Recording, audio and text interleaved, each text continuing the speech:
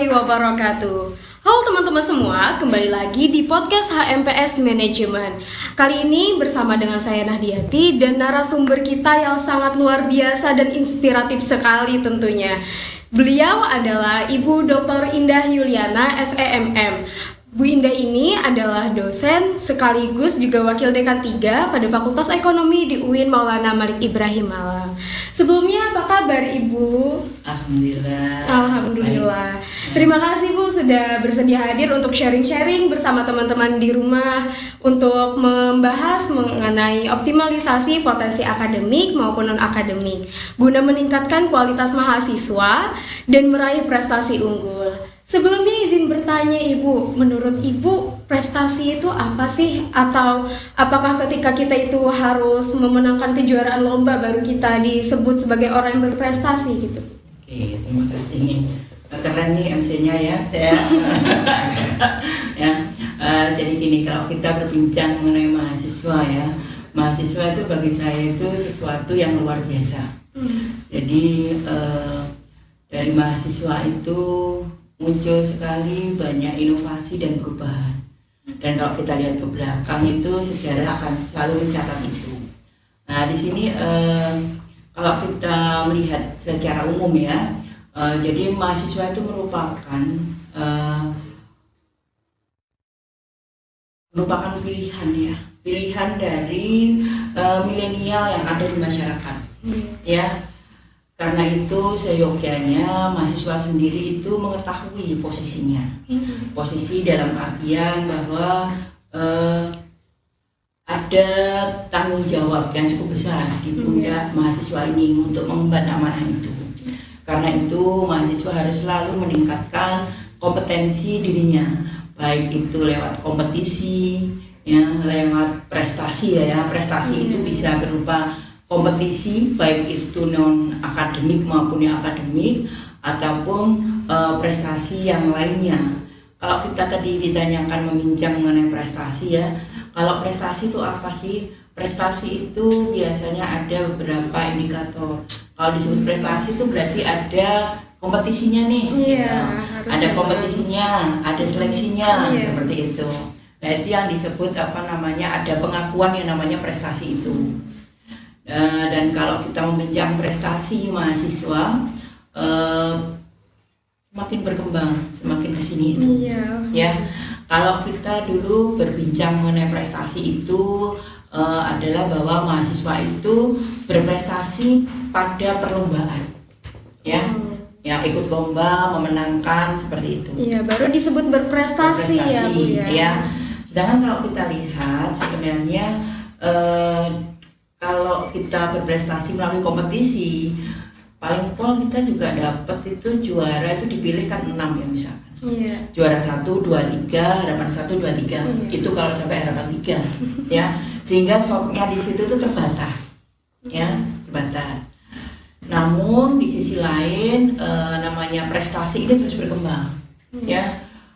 Kalau kita lihat ya beberapa tahun ini ya dan masalah publikasi ya, prestasi terkait dengan publikasi mahasiswa. Jadi karena mahasiswa kuliah 4 tahun nih di kampus di dunia akademik apa nih gitu ya. Kalau dulu mungkin mahasiswa itu menyuarakan suaranya ya, kegalauan hatinya itu lewat demo ya. Tapi kalau sekarang itu banyak sekali mic-nya ya, corongnya itu banyak. Salah satunya dengan publikasi. Jadi kalau publikasi itu memang concern menyuarakan kegalauan, kegundahan hati terkait dengan bidang-bidang yang ada di bidang akademik maupun bisa non-akademik yang ada di sekitarnya. Ya, terkait dengan permasalahan lingkungan, permasalahan terkait dengan teori-teori, mungkin dia ingin membuktikan teori, terus menuliskannya dalam suatu artikel itu bisa saja. Tulisan itu nantinya akan dipublikasikan entah di jurnal ataupun di konferen di tingkat nasional atau internasional, sehingga kegalauan itu akan didengar. Dan yang mendengar ini tidak hanya terbatas ya, luar biasa impactnya ya. Berarti untuk prestasi sendiri, apakah menurut Ibu ya, apakah mempengaruhi untuk karir kita di masa mendatang sehabis lulus kuliah gitu? Karena kan secara dari Bu Indah tadi kan prestasi itu ya ketika kita itu memenangkan kompetisi seperti itu. Berarti ada impact-nya juga dong ke karir kita di masa depan. Oke. Ya, tadi saya bilang bahwa prestasi itu kalian boleh ambil nih memenangkan kompetisi. Tapi juga ada kue-kue yang lain terkait untuk peningkatan prestasi tadi itu. Misalkan peningkatan pada publikasi ilmiah kalian. Dengan menulis kalian tuh bisa berprestasi, ya, menulis, ya. Karena dunia akademik itu sangat kental dengan kegiatan menulis. Ya. Jadi kita menyuarakan tadi itu suara hati, kegalauan itu ya lewat tulisan kita. Tulisan akademik yang diakui ya. Salah satunya itu di artikel, di jurnal, ya, kita publikasikan di jurnal di situ. Nah ini apakah berdampak atau berpengaruh gitu ya? Kalau kita melihat sebenarnya mahasiswa pada saat lulus itu pintunya tidak hanya keluar nanti akan bekerja. Bukan hanya itu, ternyata mahasiswa itu ya ada yang bekerja, ada juga yang melanjutkan studi, ada juga yang melanjutkan studi dengan biaya sendiri, tapi ada juga yang mengejar beasiswa. Ya. Nah, untuk menangkap peluang-peluang ini semua, untuk step selanjutnya mahasiswa itu membutuhkan banget nih yang namanya berprestasi. Entah berprestasi tadi lewat perlombaan, kompetisi, ataupun kalian punya karya publikasi tadi itu. Ya. Nah, dari situ apa sih sebenarnya gitu yang dampak atau orang tuh akan lihat seperti apa sih kalau misalkan kita punya itu gitu ya. Kalau prestasi mungkin oke ya di tingkat perlombaan karena memenangkan. Tapi kalau untuk publikasi itu apa? Ternyata misalkan gini, kalau ini nih ada tes ya, wawancara, entah itu tes untuk studi lanjut itu seringkali beberapa kali pertanyaannya tuh kamu punya apa? Hal dasar paling IP ya, yang ditawarkan kan IPK. Itu hal dasar. Pasti semua mahasiswa yang lulus ya dari sebuah perguruan tinggi pasti dia punya IPK. Iya, tapi nggak lulus. Iya, tapi nggak semua ya Bu yang punya publikasi gitu, dan itu yang membedakan. Ya, terus pada saat IPK oke, dia bagus gitu ya. Apalagi sekarang rata-rata IPK itu cukup bagus. Kalau kita lihat ya output, kalau Indah lihat dari beberapa yudisium itu alhamdulillah capaian mahasiswa IPK-nya stabil dan bahkan cenderung meningkat.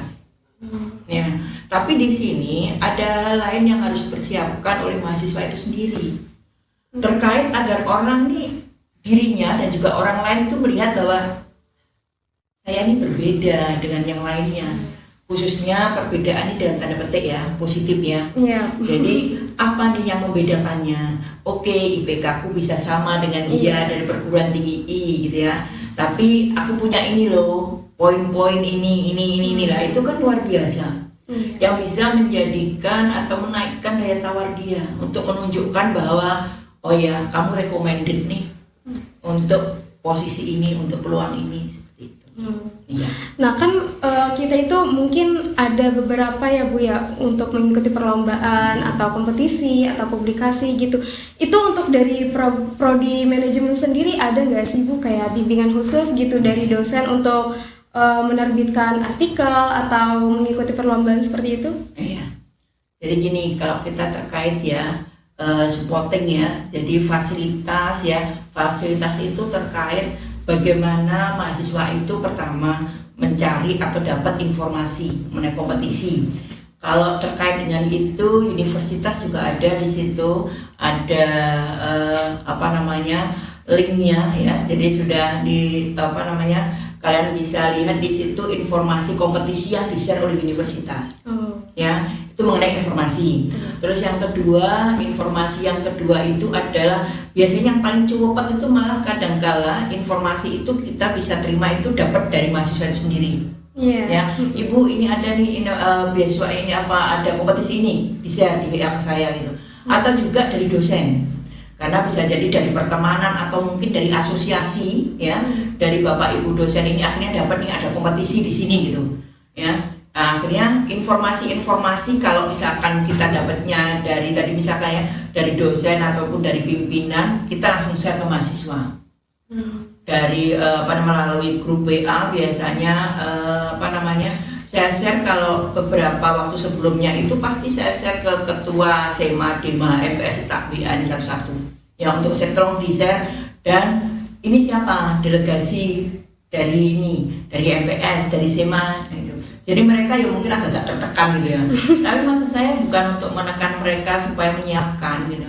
Tapi ayolah gitu loh. Kamu harus memanfaatkan peluang ini. Ya. Itu untuk informasi. Yang kedua itu ada terkait supporting. Supporting itu bisa material maupun non material. Ya. Kalau yang non material untuk pendampingan misalkan ya, untuk pendampingan ini mahasiswa itu bisa mengajukan dosen pendampingnya siapa.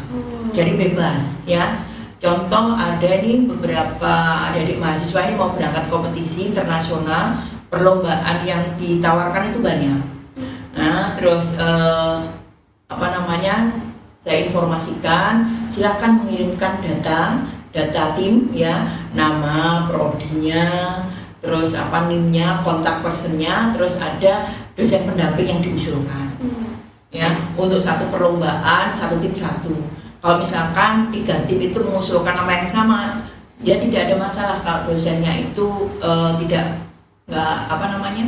keberatan, nggak masalah. Biasanya Bu Ida langsung komunikasikan kepada dosen tersebut pada saat mahasiswa ini mengajukan, walaupun masih bentuknya WA. Saya komunikasikan ke dosen yang bersangkutan, Bapak Ibu apakah berkenan ini mahasiswa ini mau mengikuti perlombaan ini. Bapak dan Ibu diusulkan oleh tim untuk menjadi dosen pendamping. Kalau oke, ya